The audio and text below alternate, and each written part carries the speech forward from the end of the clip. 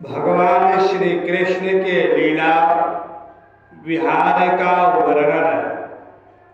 श्री सुखदेव जी महाराज कहते हैं, राजा परीक्षित से, परीक्षित, द्वारका का नगरी की छटा अलौकिक थी। उसकी सड़कें मद जूते हुए मतवाले हाथियों, सुसज्जित योद्धाओं, घोड़ों और स्वर्णमय रथों की भीड़ से सदा सर्वदा भरी रहती थी। जिधर देखिए उधर ही हरे भरे उपवन और उद्यान लहरा रहे हैं। पात के पात वृक्ष फूलों से लदे हुए हैं।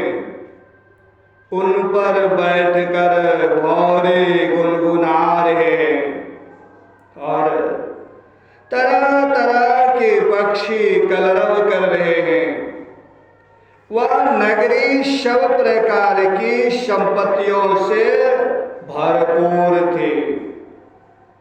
जगत के श्रेष्ठ वीर यदुवंशी उसका सेवन करने में अपना सौभाग्य मानते थे। वहां की स्त्रियां सुंदर वेशभूषा से विभूषित थी और उनके अंग अंग से जवानी की छटा छिटकती रहते थे। वे जब अपने महलों में गेंद आदि के खेल खेलती और उनका कोई अंग कभी दिख जाता तो ऐसा जान पड़ता मानो बिजली चमक रही है। लक्ष्मीपति भगवान की यही अपनी नगरी द्वारका थी। इसमें वे निवास करते थे। भगवान श्री कृष्ण 16,000 से अधिक पत्नियों के एकमात्र प्राण वल्लभ थे। उन पत्नियों के अलग अलग महल भी परमेश्वर से संपन्न थे। जितनी पत्नियां थी उतने ही अद्भुत रूप धारण करके वे उनके साथ विहार करते थे। सभी पत्नियों के महलों में सुंदर सुंदर सरोवर थे। उनका निर्मल जल खिले हुए नीले, पीले, श्वेत, लाल आदि भांति भांति के कमलों के पराग से महकता रहता था। उनमें झुंड के झुंड हंस, सारस आदि सुंदर सुंदर पक्षी चहकते रहते थे। भगवान श्री कृष्ण उन जलाशयों में तथा कभी कभी नदियों के जल में भी प्रवेश कर अपनी पत्नियों के साथ जल विहार करते थे। भगवान के साथ विहार करने वाली पत्नियां जब उन्हें अपने भुज पाश में बांध लेती, आलिंगन करती, तो भगवान के श्रीअंगों में उनके वक्षस्थल की केसर लग जाती थी। उस समय गंधर्व उनके यश का गान करने लगते और सोत, मागध एवं बंदीजन बड़े आनंद से मृदंग, ढोल, नगाड़े और वीणा आदि बाजे बजाने लगते। भगवान की पत्नियां कभी कभी हंसते हंसते पिचकारियों से उन्हें भिगो देती थी। वे भी उनको तर कर देते।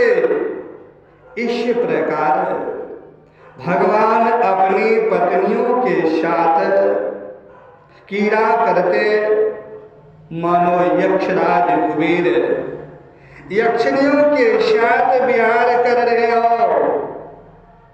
उस समय भगवान की पत्नियों के वक्षस्थल और जंघा आदि अंग वस्त्रों के भीग जाने के कारण उनमें से झलकने लगते। उनकी बड़ी बड़ी चोटियों और जूड़ों में से गुथे हुए फूल गिरने लगते। वे उन्हें भिगोते भिगोते पिचकारी छीन लेने के लिए उनकी पास पहुंच जाती और इसी बहाने अपने प्रियतम का आलिंगन कर लेती।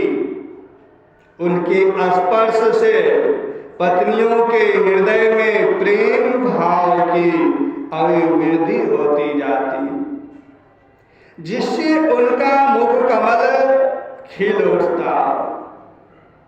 ऐसे अवसरों पर उनकी शोभा और भी बढ़ जाया करती।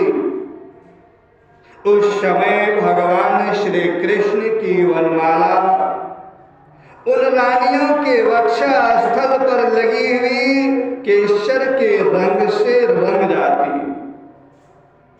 विहार में अत्यंत मग्न हो जाने के कारण घुंघराली अलके उन्मत्त भाव से लहराने लगती। वे अपनी रानियों को बार बार भिगो देते और रानियां भी उन्हें सराबोर कर देती। भगवान श्री कृष्ण उनके साथ इस प्रकार विहार करते मानो कोई गजराज हथनियों से घिर कर उनके साथ कीड़ा कर रहे हो। भगवान श्री कृष्ण और उनकी पत्नियां कीड़ा करने के बाद अपनी अपनी वस्त्राभूषण उतार कर उन नटों और नर्तकियों को दे देते, जिनकी जीविका केवल गाना बजाना ही है। परीक्षित, भगवान इसी प्रकार उनके साथ विहार करते करते उनकी चाल ढाल बातचीत चितवन मुस्कान हास्य विलास और आलिंगन आदियों से रानियों की चित्तवृत्ति उन्हीं की ओर खींची रहती।